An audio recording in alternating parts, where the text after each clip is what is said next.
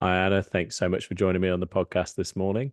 You'll be aware of the first question that I ask all of my guests. What is the hardest change that you've been through in your life? Okay. I think all your guests must say this one is is a difficult one, is a tough one.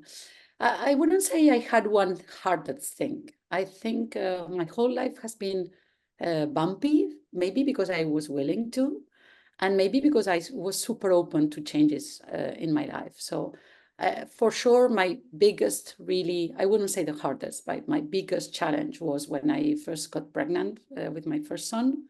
I mean, I wouldn't say I was young because I was 26, which is now considered to be quite young, but I mean, it shouldn't be. But the thing is, I haven't finished my studies. I was still a student when I first got pregnant. Then I had to finish my studies being pregnant of him. And and my partner was still a student as well. And we were living in Paris at the time, and it was a bit challenging to be away from your family, away from your loved ones, and being to have a mommy for the first time in your life without having your mother close and without having all the support. But it was something really challenging on the other side, and I think I really became an adult, not because I just got graduated and I became an architect, but especially because I had the feeling of having this big responsibility on having my child. So I think that was would be a really big part of my life. It definitely changes you having children. I can, I didn't have my children while studying. I can only imagine how difficult that, particularly studying something as difficult as architecture, I imagine was quite tough. Yeah, I mean, in Spain, architecture was known for being one of the hardest grades you could have, and a lot of work putting there, a lot of nights, and endless nights working to deliver the projects, and a lot to carry on. Um, I wouldn't say that now it has become a bit simpler, but it really was tough at the time. You needed to have very high grades to get in the School of Architecture in the first place. Then you really needed to know how to juggle between very mathematics and physics and very hard topics, and on the other hand, being creative enough and being able to draw and being able to express yourself with all the typical arts and creative tools. The good point about it was that I was passionate. I was really passionate about it. So my father was an architect in the first place. Since I was a little girl, I had the opportunity to go into the sites, something that would be completely forbidden now. You know, you don't imagine a little kid being carried out in a construction site, which actually happened to my first son. He carries a big scar in his leg.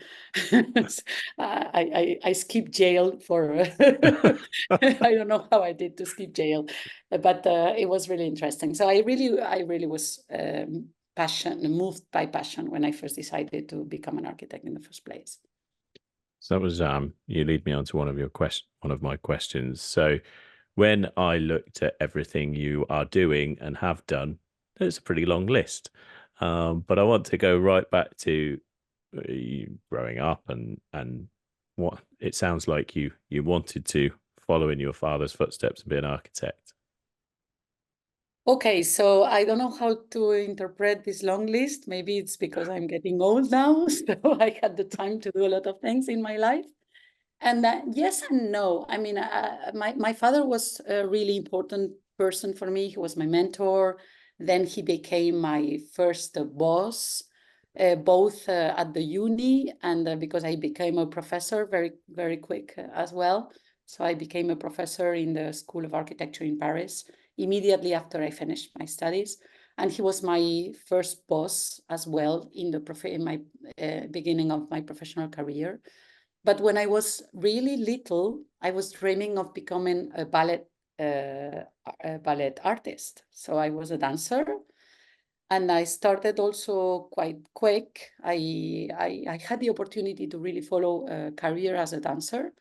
I became a ballet teacher when I was very young as well. So I was sharing my time between my own practicing and sharing all my knowledge with younger students. And I really had to make this big decision when I was 16 years old. So I knew I had a chance, but I knew it was also going to be super challenging as well.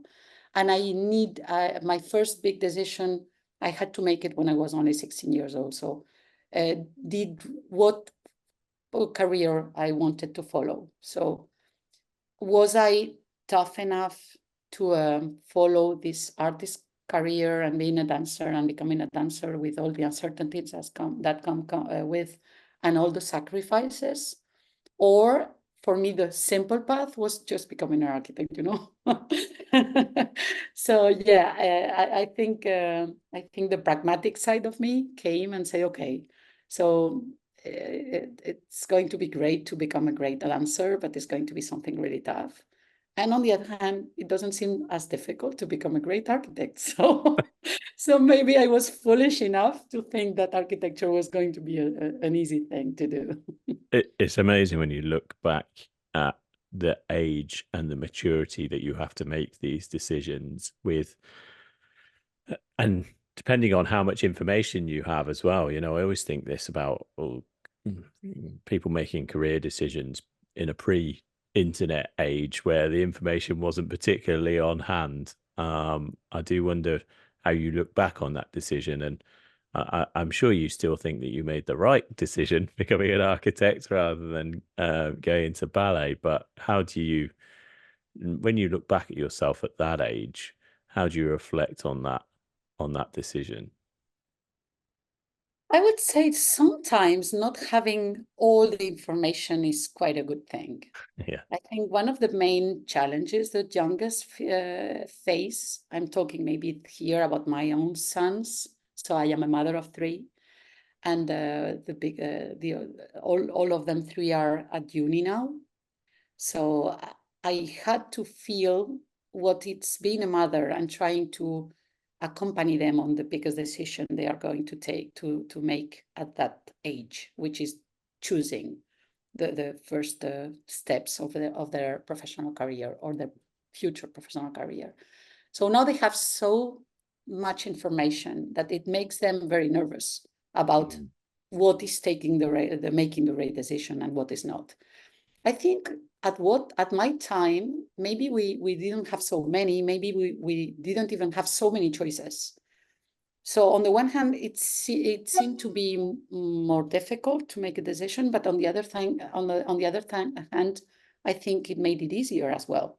So we didn't need to bother about having so many details reflecting on how we could take the decision.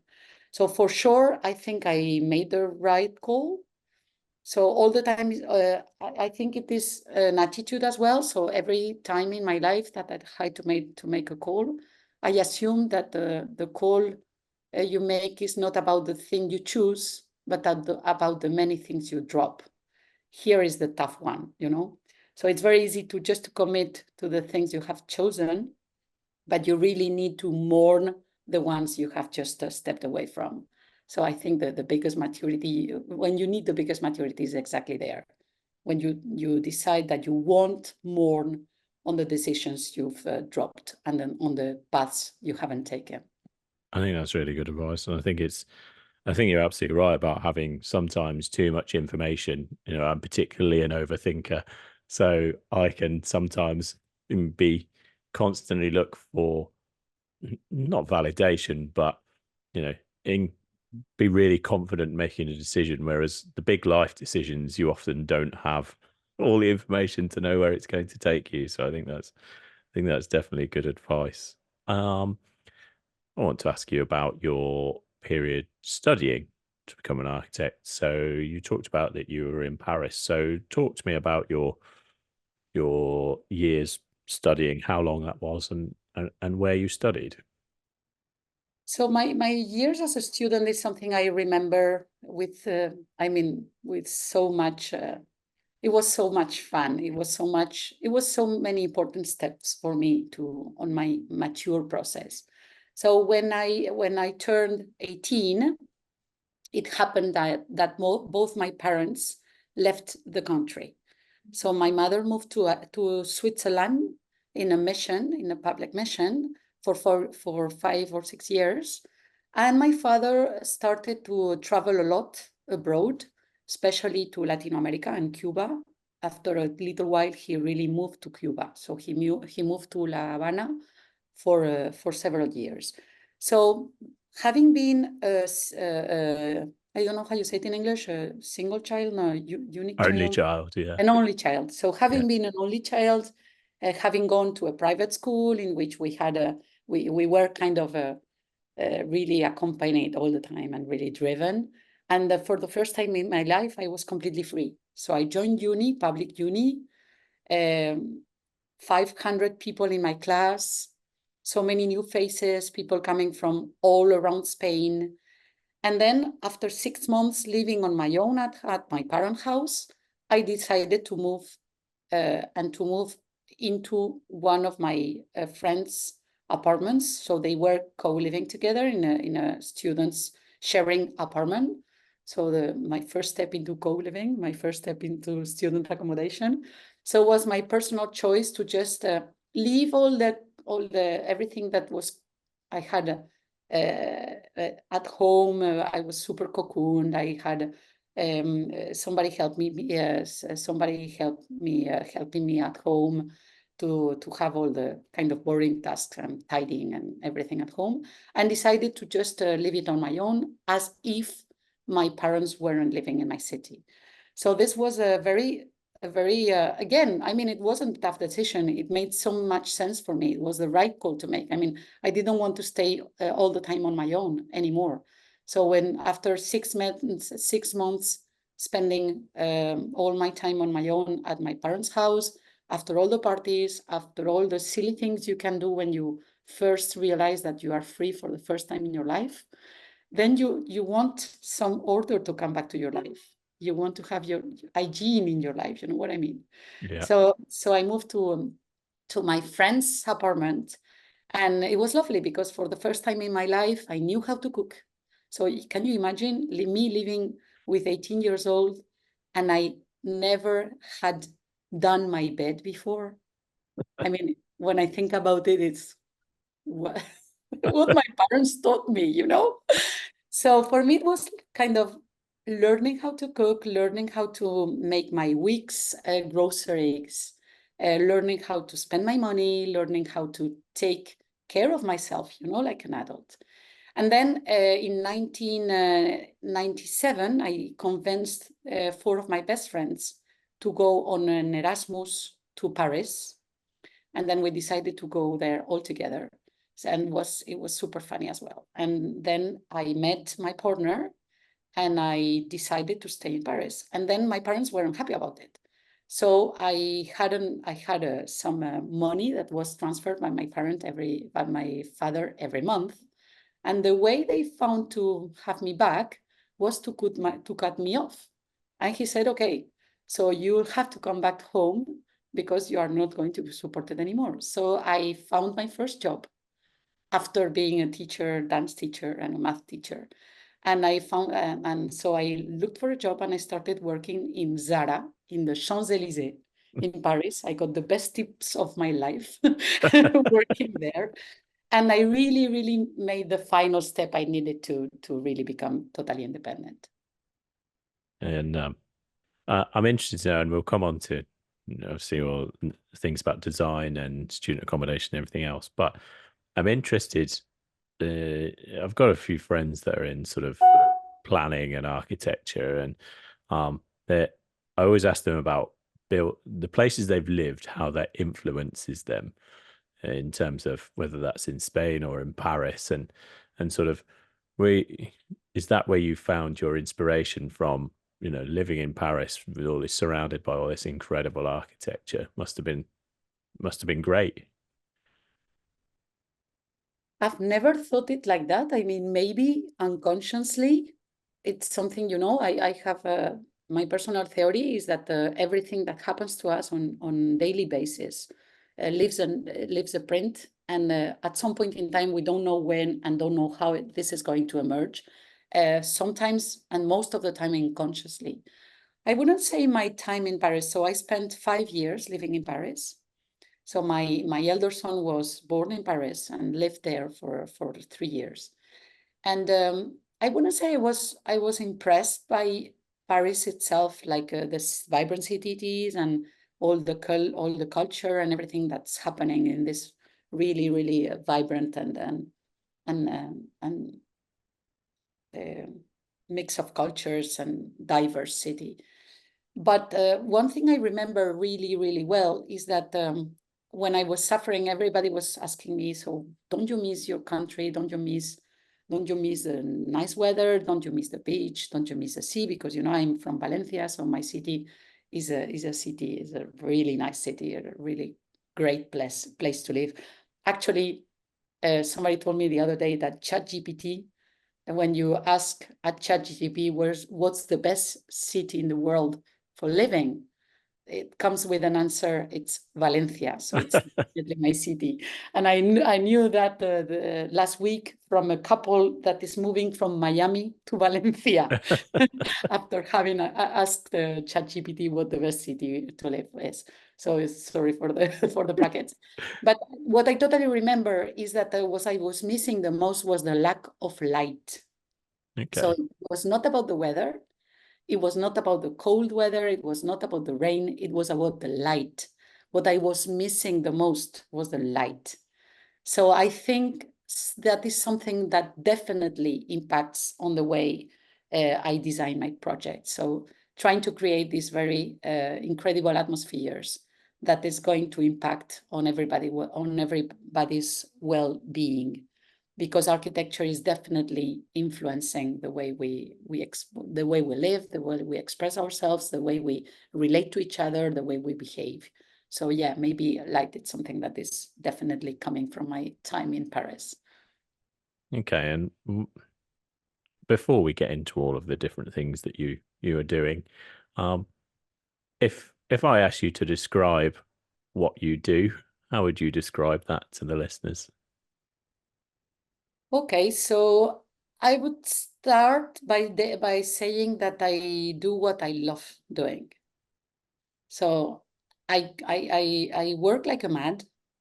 Everybody around me tells me all the time. So my partner, my friends, my kids, my parents are really worried about me having these short nights, and I don't feel the stress, but apparently sometimes I do. I make them feel my stress. So definitely the stress is there somewhere, somehow. But I think what I really, really drives me is the love of my job. Everything I commit with all my body, with all my soul to and everything I do. And I think I really, really driven by passion.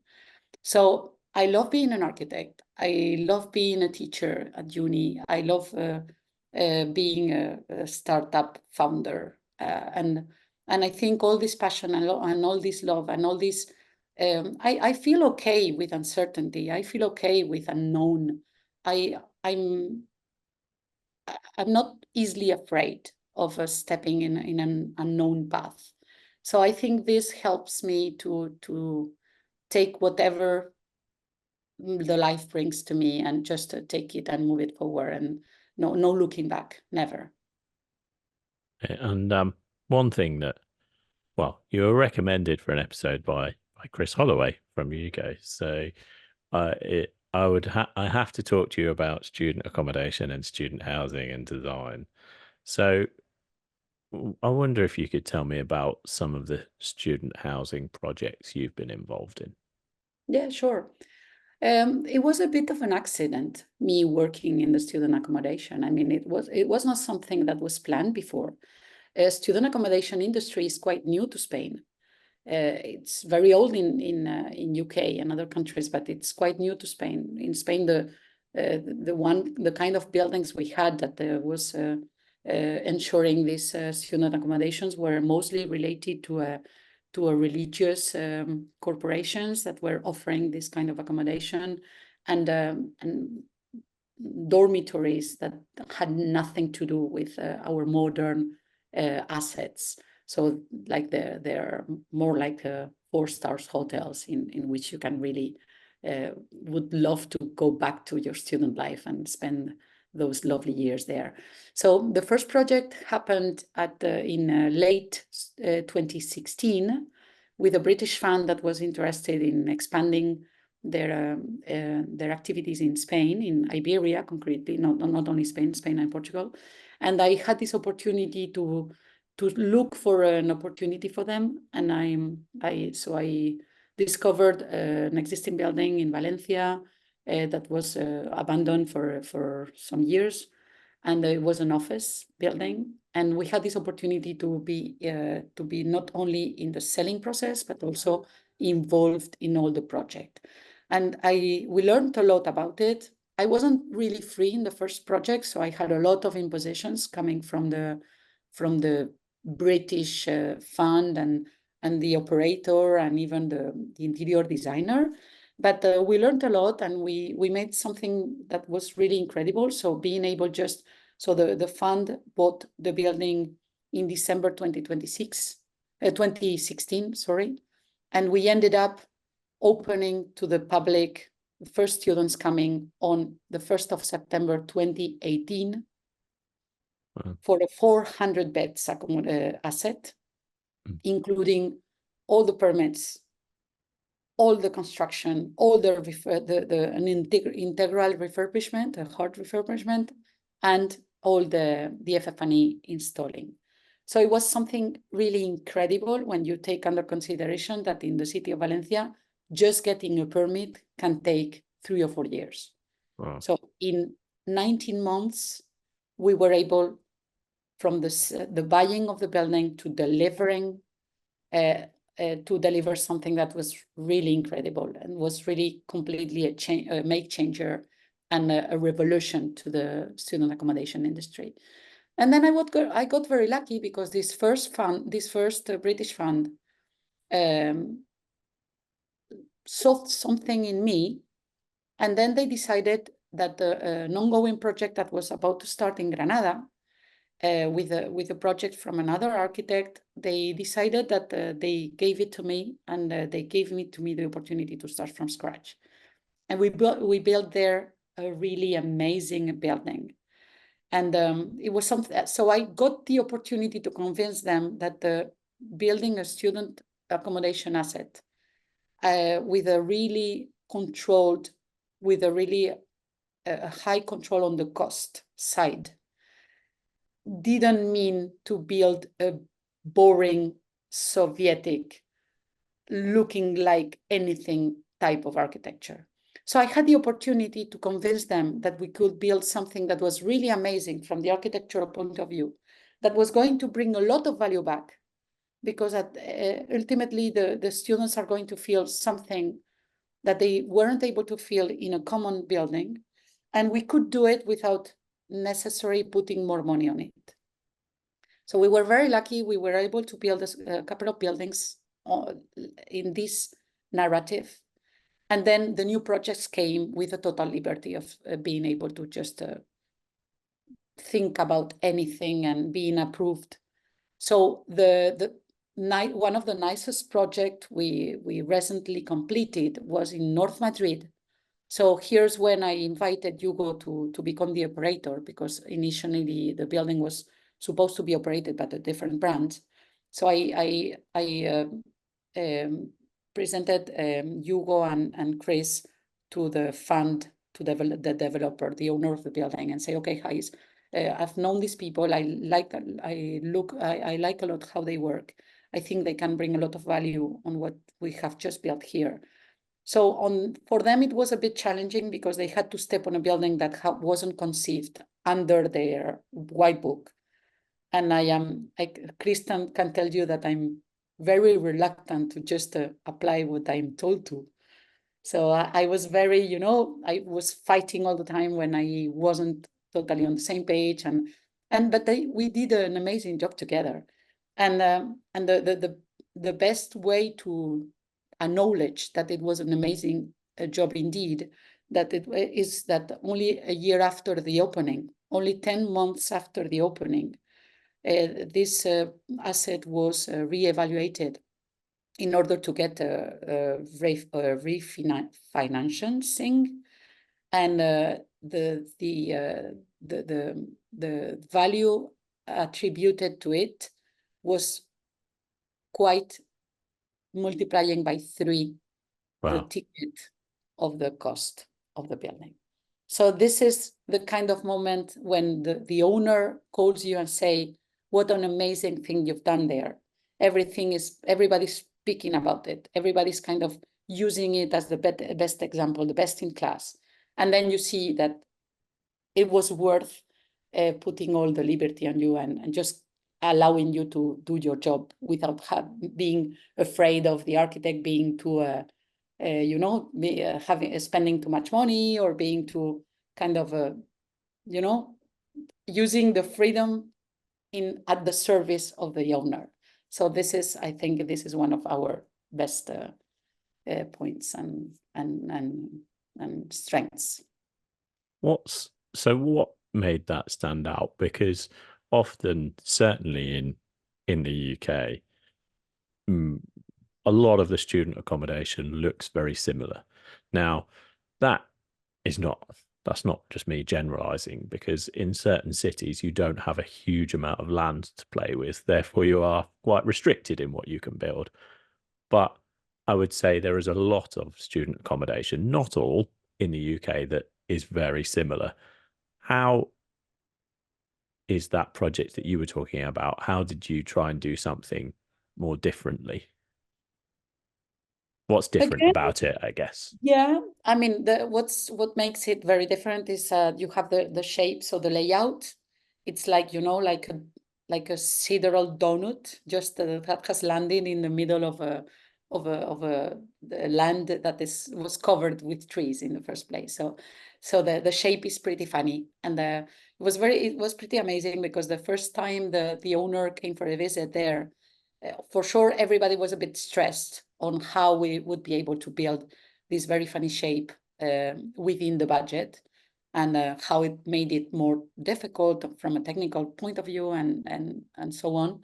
So the first time the owner came to visit the site, I think we had just finished the structure, so you had a good idea of what the volume was going to be, and how the impression you had inside was going to be.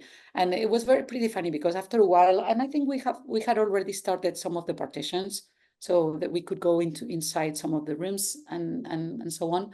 And it was very funny, because after the visit, the owner told me, look, it's the first time in my life that I've been to a round building that looks like a square building. So it was pretty funny, because I mean, the shape of it is entirely surprising. But once you get inside, the rooms are perfectly, nicely, squarely shaped rooms that you can easily furnish, and you can easily kind of, so it doesn't make a huge difference there. And it was a bit shocking. I understand the shock of it. So again, it was a part of an accident, a part of a lucky, and a part of being very bold again. So the land was covered by trees, protected trees. And we were only allowed to build 2 stories, which makes a very inefficient building. And but the regulation of the city allowed somehow that if you really were able to explain the circumstances for which you needed to build a building of 3 stories, you would be exceptionally, eventually allowed to. So for me, the main reason was, look, guys, my land is covered by trees. I want to build the building only in the spare room of the land, but I'm not able to use all my buildability allocated only in 2 stories. So we got this permission from the city to build 3 stories instead of 2. And because the building was kind of looking for the available space within the land and protecting and keeping all the existing trees, which at the end of the day makes it magical, because You know, you don't need to put a lot of effort and money into planting trees because you have already them there. So this made a huge difference. On the other side, we made it so it was like a big, by the way, the owner called it Coliseo. So you can imagine now the image between. So at some point he was even guessing, but on the opening to hire some tigers and lions and gladiators. Hopefully he decided it was not maybe the best idea during COVID and so on. But and we ended up building it in a very cheap way, using typical concrete panels, things coming from the industrial offsite technologies. So it's a balance between something that is built within the most cheap materials, but putting in a way that it's so spectacular, and the students feel super nice there because they feel like in a room, you know, like they feel protected, they feel safe. It has built a magic around the spaces, so it's much more than their accommodation. Is the place they feel safe, the place they feel they can really thrive. So, and at least it is what they told us. So I hope we got it right. It sounds amazing. I'll have to take a look at that. Maybe I'll post it in the show notes, a link to it as well, so people can have a look.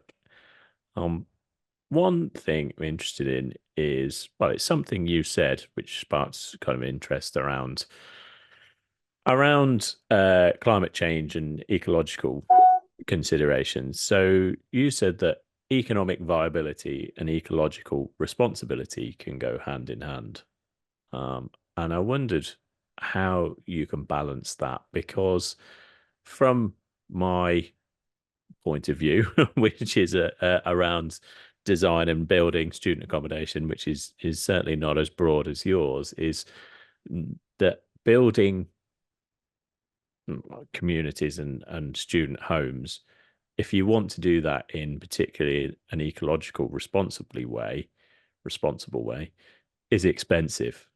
When it comes to green technology or anything you want to do. So how are you managing to, clearly you believe that that's true, that you can build great, efficient buildings that are also sustainable?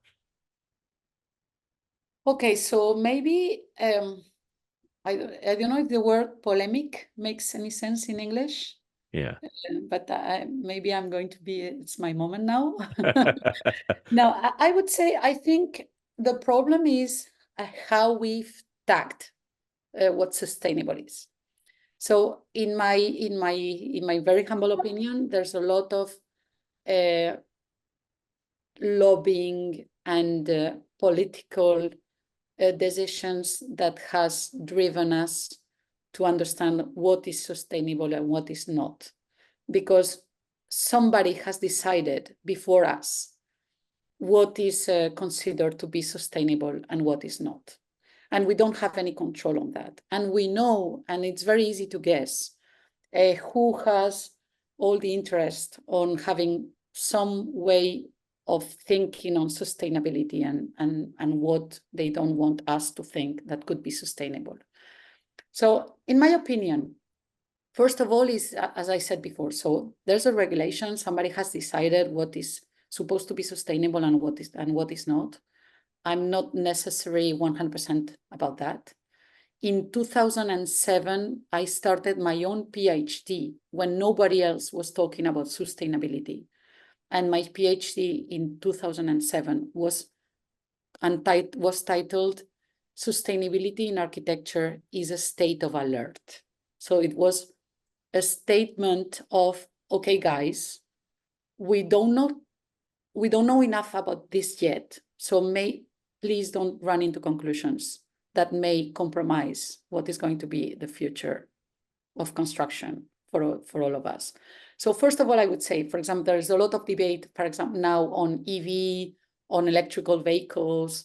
There's a lot of debate on that because we are assessing only one part of the process. We are not assessing the whole part of the process.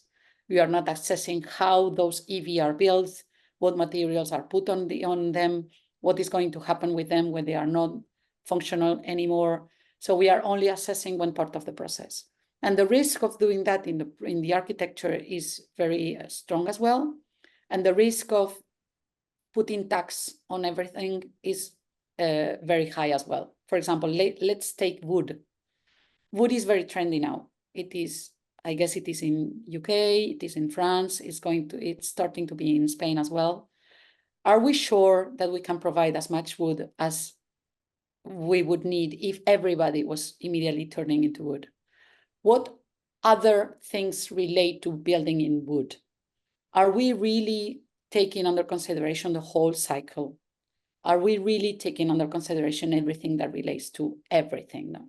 So, and on the other hand, also, I think sustainability doesn't mean anything if we don't have the economical level. So everything that is expensive can't be sustainable in the first place, because we need to keep the balance between the impact on society, the impact on environment, and the impact on economics. And my fears here is that too many people is rushing into having a checklist. And as long as I can check on my boxes, I'm going to do it right. And this should be an open debate for a long time still, because the biggest problem eventually is that we are forcing everybody to go much quicker than we are able to, than the industry is able to produce solutions. And this is never going to be something good, because if you force on everybody and you don't evaluate enough what are the repercussions on forcing all this on everybody, we are going to miss something and we are going to regret it very, very, very much. So ultimately, and coming back to your questions, because I think you have the impression that I never answered to your questions, but Not at all, not at all. So coming back to your question, for me, fundamentally, and that's the reason why we started to work on our artificial intelligence tools. So I'm pretty sure you are going to be willing to talk about it for an instant. The reason, ultimately and fundamentally, my position was, okay, so let's focus on try and design smart things. Let's focus on try to be as much efficient on the use of the space, as much efficient on the impact of the things we are building. And we will have a big step done into sustainability. And then maybe we can take a step back and see what the industry is offering us, what the best product we can use, how many opportunities, how is this product going to last, how long my building is going to look as nice as the first day without compromising and having forced to put a lot of OPEX in something that you didn't consider in the first place. So for me, it's not just about denying, it's just about broadening the picture again and being more conscious and not hurrying too much on trying to get it right, because it's very complex. So obviously there's targets, and people are very quick to talk about they're going to deliver, a carbon neutral building or getting to net zero by a certain time. Everybody seems to pick a different year at the moment. Is that the wrong way of thinking about it? Albeit you need to have a target, but actually coming up with the solutions takes as long as it takes? I think it's a bit of both. I mean, first of all, I don't see how a regulation that is going to put fines is going to be more effective than a regulation that is going to motivate. So I think we need to find the good driver. And society is imposing on us. My kids, so 20 years, Gen Z, is already very, very vigilant on the way we are using our resources and on the planet we are going to give to them, and the planet they are going to give to their sons. So I think liberty and freedom. It can sound now a bit, I don't know, a bit childish, but I really think that in most of the modern countries, listening to the market, listening is something that is important, because the market is going to place us in the place we need to be, at the pace we can do it. It doesn't mean that we don't need to push efforts, we don't need to remove conscience, we don't need to help the ones that are really making the changes. But when as being one of the ones that have been trapped by the tentacles of deep tech, it's very difficult. It's something that doesn't bring the fruit immediately. Sometimes it can take very long, and most of the time you're going to fail. Most of the time you're not going to bring anything valuable when you started within this process, which doesn't mean that we don't need to put a lot of effort on R&D to make things better and improve. But on the construction side, I think the market is not ready.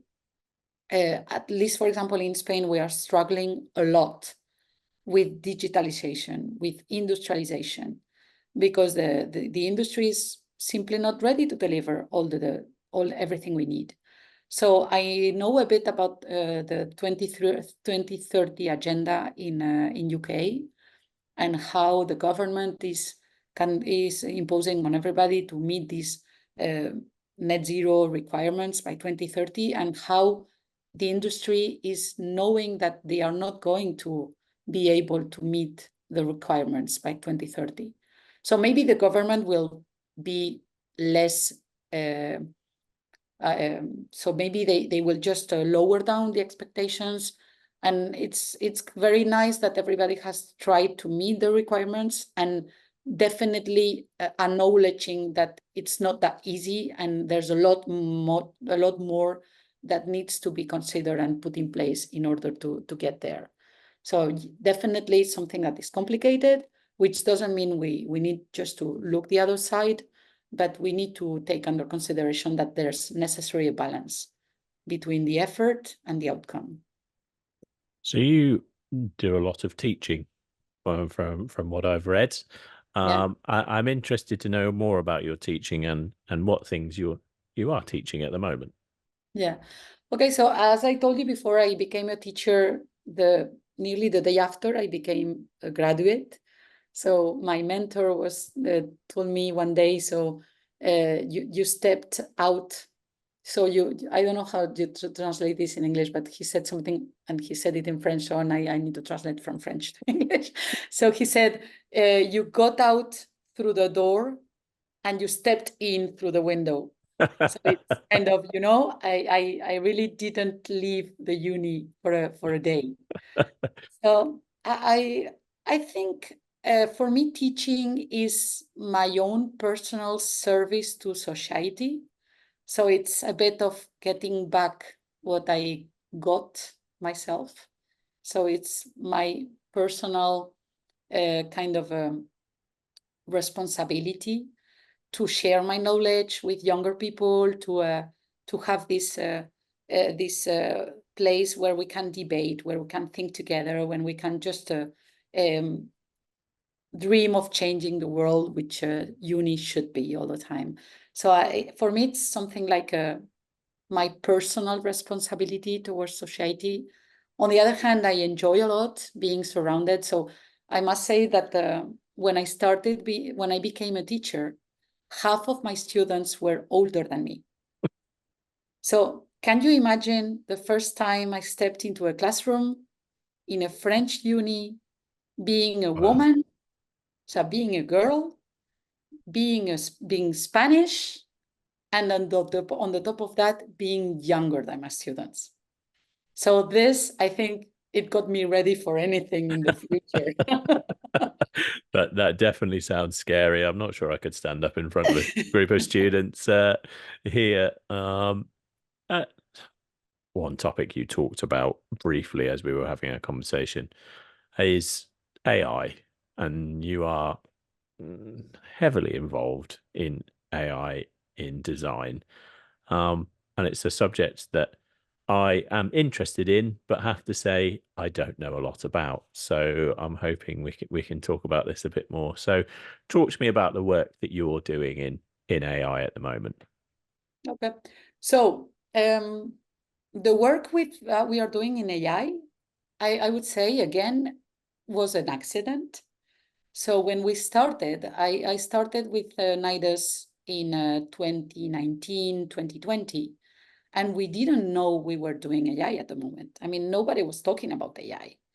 So for us, it made so much sense to find a way to make our work better, more efficient, to be able to deliver in a quicker way and in a more efficient and smart way. So it went a moment in late 2018 and early 2019 that the Spanish market was very, very active again after the crisis, and it became very competitive again. And the land, the few plots available were not for a long time available. So it was very competitive. And my clients were just betting all the time and putting offers on the land. And it was really, really important to help them understand what we could, the better project we could build in any land. So they could really build very smart business plans and make sure that the ROI was going to be there. And were not risking to get involved with something that at the end of the day was not going to be profitable. So at some point in time, we had so much work that it was impossible to keep up. So I decided that we needed to do something to be more to be on a level of readiness to deliver in a more quick and smarter way. So we did it. The only thing that made sense for me is, okay, what would have done in the past? We have a lot of experience. We have a lot of projects done. We have a lot of lessons learned.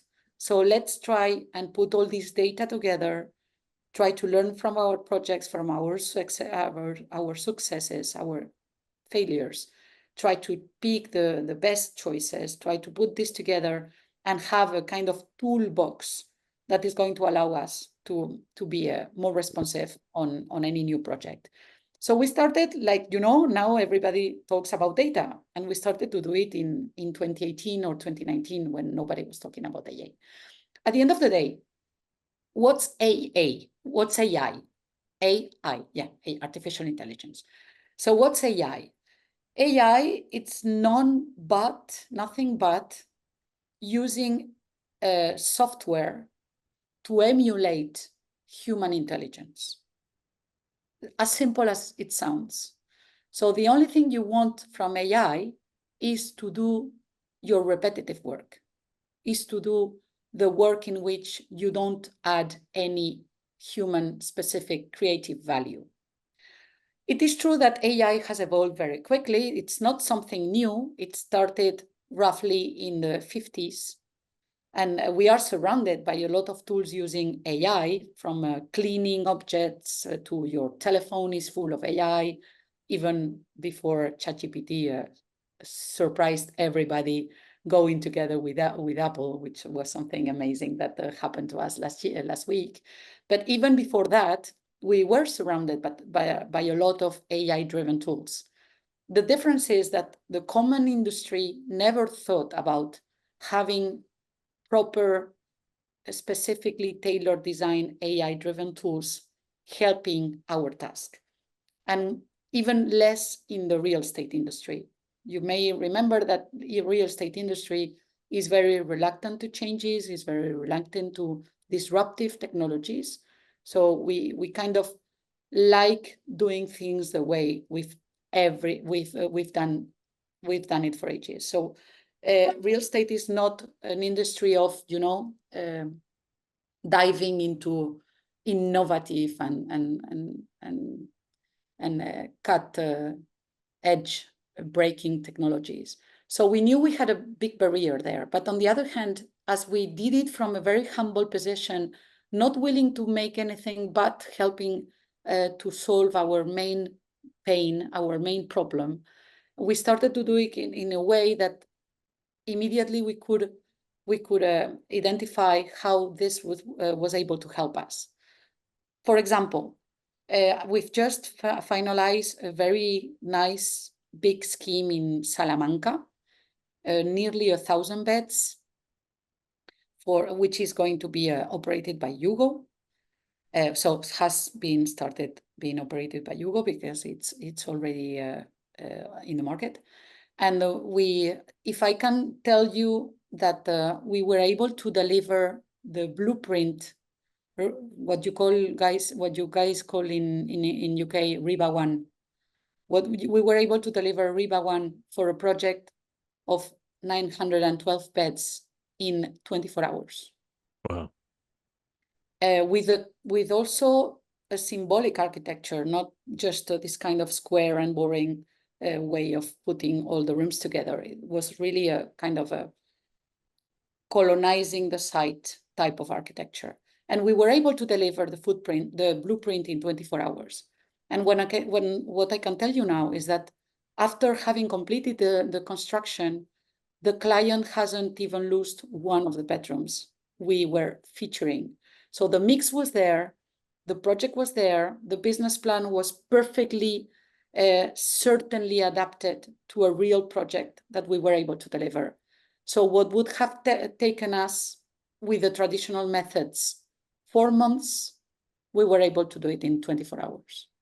And then we said, wow, as you said at your own, you said, wow, this is really helping us.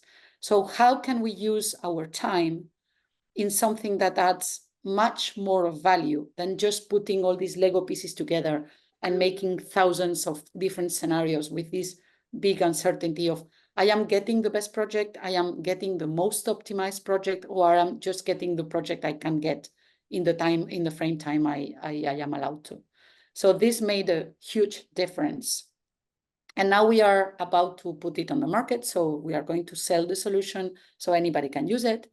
And what our first clients are telling us exactly the same. So it's incredible how they can reduce the time frame for a typical task.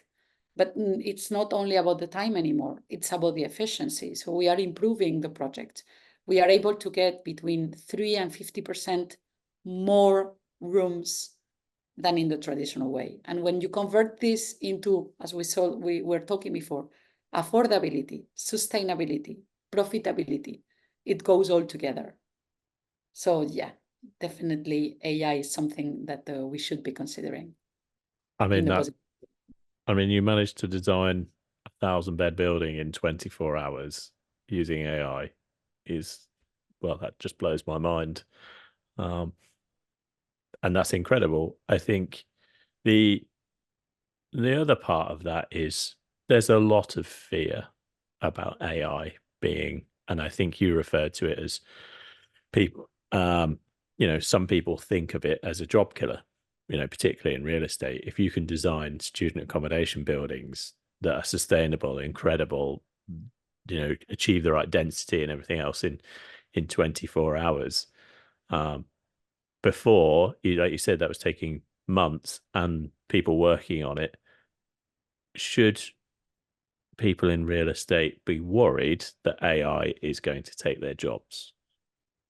I would say on the contrary.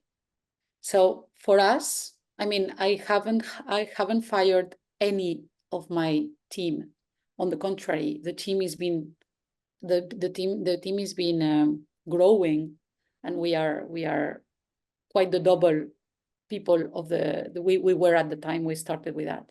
And the reason why is, in the first place, so when you get the opportunity to make these designs in a really small period of time, you give you the opportunity to make several tests.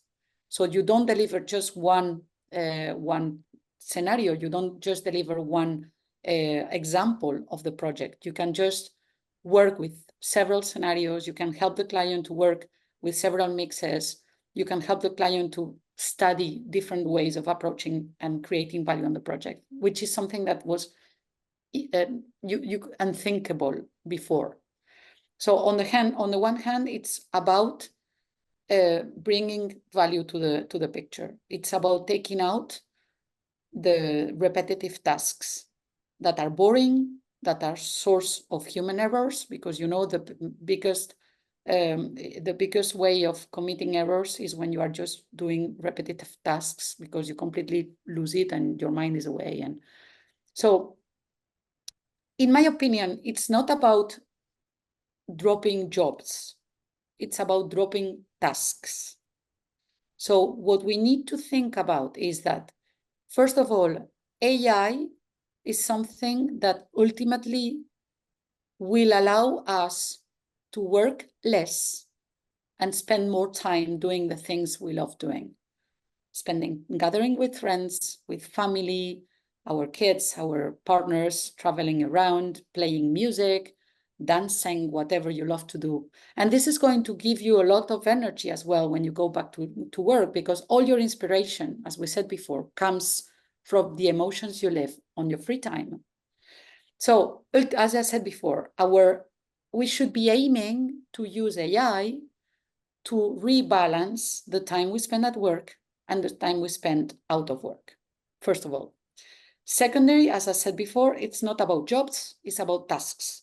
So if we take out of the picture all these boring tasks, repetitive ones, that don't add any value, tedious ones, and we just focus on the ones that make a difference as human beings, as creative people, we are going to improve the quality of everything we deliver. So personally, I think people shouldn't be worried at all, because the whole industry is going to find a way to do things better with the same people.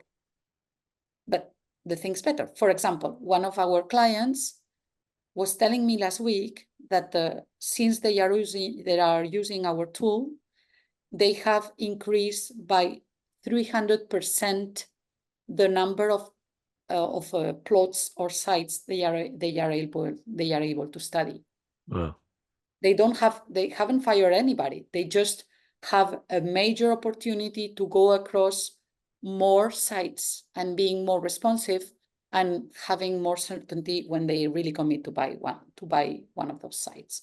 So in my opinion, the biggest challenge here is for everybody to be open and curious enough to have to experiment with AI and to find the best way to apply AI on their daily tasks to make them nicer, lighter, and ultimately to deliver a higher quality work without putting much effort on that. I definitely agree. I think embracing it will get you a lot further than fearing it. But yeah, it's good to share more information. It sounds amazing, that work. You're also, we were talking before we started, that you're very busy founding new businesses. Talk to me about those. Yeah, I mean, it's a very competitive landscape. There are so many people doing incredible things, and I don't know if it's about just finding where you can offer something different to the others, or maybe just my personal willingness of exploring new things and not just being comfortably sitting at my own place. Okay, we've done things well, we could be very comfortable where we are, but I'm constantly feeling the need of going further, of exploring, of trying to make an impact, and trying to put all your capacity and willingness and personal economies as well in building something that can bring that can make a difference. And it's pretty amazing, but because last week, so we've been very happy lately, as I was telling you before, that we are getting a lot of awards. So it's something that, you're very happy when you get an award, so nothing to say about that. It's a bit dangerous because you easily get used to, and it can become very frustrating when my kids especially are teasing me all the time and saying, "Mommy, the week you are not going to get an award, you're going to be insufferable." So so it's something quite dangerous because you could lose the sight of how tough it is to be a to be a recognized among so many incredible people doing incredible things. But my driver isn't even that. My driver is, for example, in Spain we have this very heavy problem related to affordable housing crisis. I think it's the same in UK. It's almost the same in every country, in every modern country. So for me, it's about, okay, what if what I'm building here could bring something valuable enough to have an opportunity to solve this affordable housing crisis? What if eventually we can turn the cost down, we can eliminate the sunk cost linked to an investment process, we can make it more efficient, we can make it nice as well, something really, really amazing to live in. And all this contributes to change somehow the industry. And we have real opportunity to help solving this affordable housing crisis. So for me, it's like a responsibility as well. It's like I couldn't stay at my place. So last week, for example, when one of the biggest awards we got, and I'm not very good in social media. Actually, I'm very bad at it. So I like the short distance, I like being in a short, in a close conversation. I don't know how to handle the mysteries of social media. But after we got one of these biggest awards, I felt the responsibility to share it with my community. And suddenly something came to my mind, and instead of just talking about my awards, so the thing that came to my mind that I really wanted to convey everybody with was the 50s are the new 30s.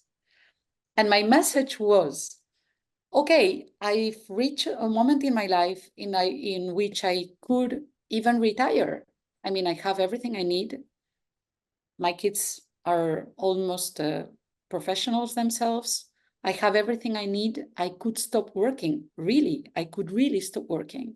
And instead of that, I'm diving myself in a totally new company, which is a startup, a deep tech startup, which has more opportunities to fail dramatically than to kind of, rock and blow everything. So it's more about, okay, why not?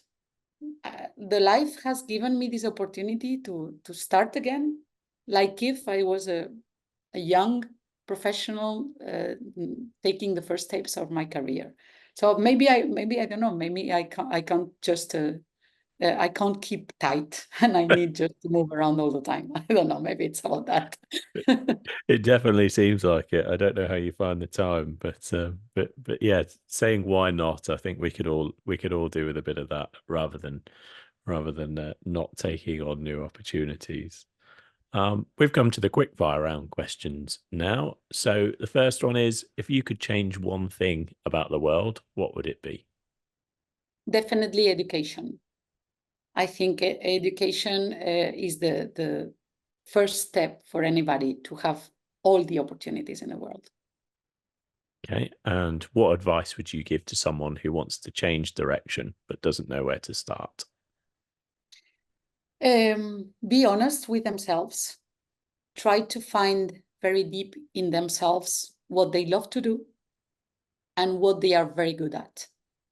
I personally think that everybody is very good at something, but sometimes the reality doesn't allow us to take the time and say, okay, so focus on what you love, focus on what you are good at, and try to make a way of living from both of it. Okay. And what's going to be your next big change? Okay, so I think I'm pretty I'm pretty very much now into my biggest change of my career. So it is building this new software company. It's growing very quickly, and I think a big step is going to be trying to take it to UK to USA and see whether we have this opportunity to make something really big. Okay, and final question. If you were to recommend a guest for me to speak to on the podcast, who would it be? Or more than one guest? Okay, so does it need to be related to student accommodation? Can Not be necessarily. anyone you like. Okay, so so it would definitely be a woman. I don't know how many women you've had in your post Yeah, in your lots. Yeah, but always welcome more. Okay, so I don't know. I think she's not really going to appreciate it, but who knows? She's called Marta Huidobro. She's a former president of my Women Angels for STEAM Association. It's an investors club. So we are business angels, and we invest in women founders. Okay. She's so interesting. And yeah, I think she would be a perfect person to enlighten everybody with all the challenges we are facing as women investors and as women founders. And okay, and maybe second, I don't know. Can you give me a bit of time? Of course. I mean, there are so many people amazing that it's very difficult just to pick one of the list. So Everybody finds that question hard. yeah. Anna, this conversation just proves what I've been thinking all week, that podcasting is the best job in the world, because I get to have conversations like this and learn more, particularly about subjects like AI and a subject that I'm always struggle with, which is sustainability in the built environment, and also favorite topic, which is always student accommodation. And when I say I don't know how you find the time, I really mean that, because how the things you've already achieved and the things you're still doing at the moment, and I've no doubt will be successes and carry on, is amazing. So I'm really glad that Chris Holloway put us in touch, because I've really enjoyed this conversation. So thanks very much. Thank you. I mean, I am the one being super grateful to you. And as you said, it's very easy to share with you. You build the perfect safe environment in which feel. I mean, for me, it was even too short. So thank you Thanks, very Anna. much. I'm really touched and amazed that you found me interesting enough to share with your listeners, which are very lucky, by the way.